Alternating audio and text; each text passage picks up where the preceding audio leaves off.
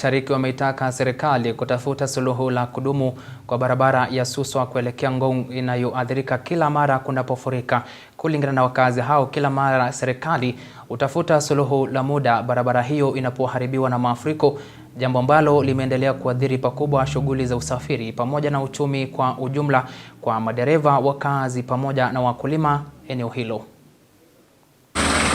Kwa mara nyingine tena, shughuli za usafiri katika barabara ya Suswa kuelekea Ngong zimetatizika baada ya mvua kubwa iliyopelekea mafuriko, barabara hii ikifunikwa na matope.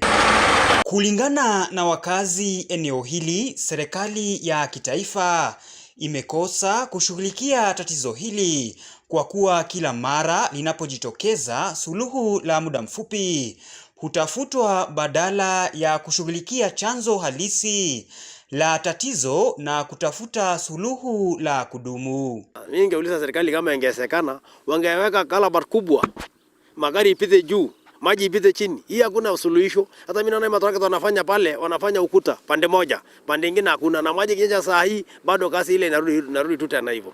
Shida ile tu ni ile tu inarudi tena.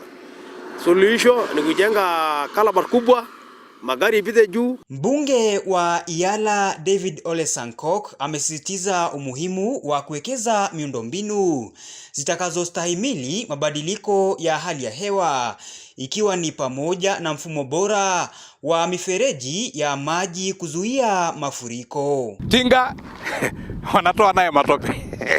Kesho matope inaingia tena. Yaani sisi tunafikiria namna gani? Umetoa hiyo matope umeweka kando ya barabara. Na ujinga hata wanaweka upandele yenye maji inatoka upandele ya Mount Longonot. Sasa leo ikinyesha tena inaweka matope hiyo yote, hata wahamishi hiyo matope, hakuna bali wanapeleka hiyo matope hadi ni kuweka kando.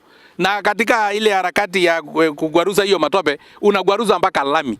Yaani sisi viongozi haki ya Mungu wamelalamikia athari za kiuchumi ambazo zimewaathiri pakubwa madereva wanaotumia barabara hiyo, ambao hulazimika kutumia njia mbadala na ambayo ni ndefu, pamoja na wakulima eneo hilo ambao mimea yao imeathiriwa na mafuriko. Tukienda Nairobi, tukifika hapa hii maji mvua imenyesha kutoka Longonot. Kuna hiyo mud flow inakuja na huku hivi na maji inakuja inafunga hapa, tunalala hapa.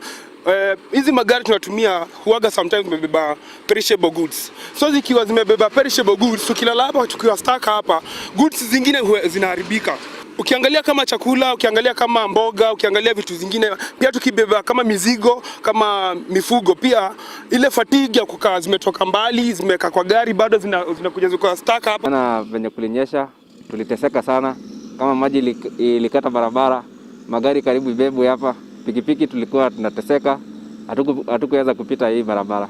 Sasa Kenya tunaweza omba ni tutengenezewe kalabari kubwa, daraja kubwa yenye maji inaweza pita, yenye hatutakuwa na shida yoyote ya movement ya magari na pikipiki. James Mwangi, Undugu TV.